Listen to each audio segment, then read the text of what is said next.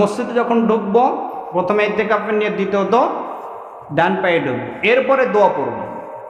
যখন ঢুকবো ডান পায়ে বিসমিল্লাহ বলবো, দরুদ শরীফ পড়া সুন্নত, বিসমিল্লাহ বলা সুন্নত, দরুদ শরীফ পড়া সুন্নত, এরপরে দোয়া। এই তিনটে একসাথে পড়া যায়। বিসমিল্লাহি আসসালাতু ওয়াসসালামু আলা রাসূলিল্লাহ, বলেন দেখি বিসমিল্লাহি, জোরে বলেন বিসমিল্লাহি ওয়াসসালাতু ওয়াসসালামু আলা রাসূলিল্লাহ আল্লাহুম্মা আফতাহ লি আবওয়াব রাহমাতিক। যারা জানি আমল করব, যারা জানি না শিখে নেব ইনশাআল্লাহ। মধ্য হল আল্লাহুম্মা আফতাহ লি আবওয়াব রাহমাতিক, আয় আল্লাহ আপনি আমার জন্য তোমার রহমতের খাজানার দোয়ার খুলে দাও। সুবহানাল্লাহ, আমি তোমার রহমতের ভিতরে ঢুকতে চাই। যখন ঢুকবো, ঢোকার পরে মসজিদে বসে থাকা অবস্থায় দুনিয়াবি কথা বলা হারাম। দুনিয়াবি কথা বলতে উদাহরণ কেমন, আপনি যেমন এখন আপনি ধানের আবাদ, যখন যে সিজন থাকে আমরা কৃষিকাজ করে থাকি, ধানে কতগুলো সার দেবো, কত ধান হয়েছে, এটা তো কোনো আমলের কিছু না, আছে কথা বলে না। 5 কেজি সার 10 কেজি সার দেবো, 1 মণ 10 মণ ধান হয়েছে, শস্য হয়েছে। এই শস্যে আলু বেগুনের জায়গা মসজিদ না, এগুলো আলোচনা কোথায়? মসজিদের বাহিরে। মসজিদে আমি যতক্ষণ থাকবো আছে আল্লাহ তাআলা বরকতের খাজানার ভিতরে। বান্দা যখন মসজিদে থাকা অবস্থায় কোনো কথা বলে, ফেরেশতা তখন তার জন্য বদদোয়া করতে থাকে, লানত দিতে থাকে। খবরদার কথা বলবো না। তবে মসজিদে যখন সামাজিক কর্মকাণ্ডের জন্য, আল্লাহ রাসূল মসজিদে নববীতে বিচার সমস্ত রাষ্ট্র চালিয়েছেন, পরিচালনা করেছেন মসজিদে নববী থেকে। এই জন্য দুনিয়াবি কথা কোনগুলো এগুলো জানা দরকার আছে। যেমন আলু, পটল, পেঁয়াজ, বেগুন, এগুলো দুনিয়াবি কথা, এগুলো এখানে আলোচনার বিষয় না। এগুলো আলোচনার জায়গা কোথায়? বাহিরে। কামলা কয় যাবেন না নেবেন, কত করে কামলা গেল, এটাতে মসজিদে জায়গা না। আল্লাহ আমাদেরকে বুঝ দেন।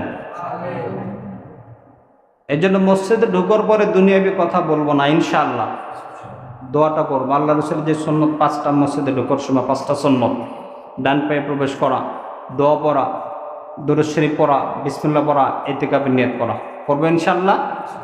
আল্লাহ তাআলা আমাদেরকে বুঝদান করেন। ঠিক তদ্রূপ মসজিদ থেকে যখন বের হয়ে যাব তখনও 5টা সুন্নত। যখন বের হব দরুদ শরীফ পড়া, বিসমিল্লাহ পড়া, দোয়া পড়া।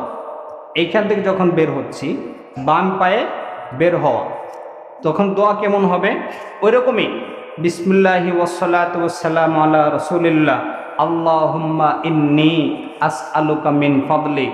আল্লাহ তোমার রহমতের ভিতরে ছিলাম, এখন তো রহমতের ভিতরে নাই। এখান থেকে যখন বের হয়ে যে তোমার ফজল করম ফজিলত যা আছে দুনিয়াবি, এইখান থেকে তোমার রাসূলের তরিকনে যে ফজিলতগুলো হয়, এই ফজিলতপূর্ণ কাজ আমাকে আল্লাহ করার তৌফিক দান করো, এটা দোয়া করা। তাহলে মসজিদে যখন ঢুকবো ডান পায়ে, বের হবো বাম পায়ে, বিসমিল্লাহ দরুদ শরীফ পড়া। ঢোকার সময় আল্লাহুম্মা আফতাহ লি আবওয়াব রাহমাতিক, বের হওয়ার সময় আল্লাহুম্মা ইন্নী আসআলুকা মিন ফাদলিক। এই আমলটা ইনশাআল্লাহ আমরা করব ইনশাআল্লাহ। আমাদের জীবনটাকে সুন্নতি জীবন হোক, আমরা সবাই চাই। কিয়ামতের মাঠে আল্লাহ রাসূল আমাদেরকে সুপারিশ করে জান্নাতে নিক, সবাই চাই ইনশাআল্লাহ। আল্লাহ তাআলা যদি আল্লাহ রাসূলের সুপারিশ আমরা চাই, তাহলে দুনিয়ার কোনো তন্ত্রমন্ত্রের ভিতরে হবে না, কোনো পীর মাশায়েখ, কোনো বস্তুর পূজা করে এটা হবে না, একমাত্র রাসূলের তরিকায় হবে। আল্লাহ আমাদেরকে বুঝ দেন এবং আমাদের বাংলাদেশের জন্য দোয়া করবেন, খাস করে যে অস্থিতিশীল অবস্থা চলছে এখন।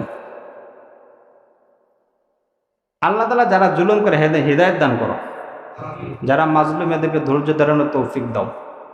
জালেমদের যদি হিদায়াত কপালে না থাকে, তুমি কুদরতে হাত দ্বারা পাকড়াও করো, বলেন আমিন। আল্লাহ রাসূলের সুন্নাত অনুযায়ী আমাদের জীবনটা পরিচালনার তৌফিক দেন, সবাই বলেন আমিন।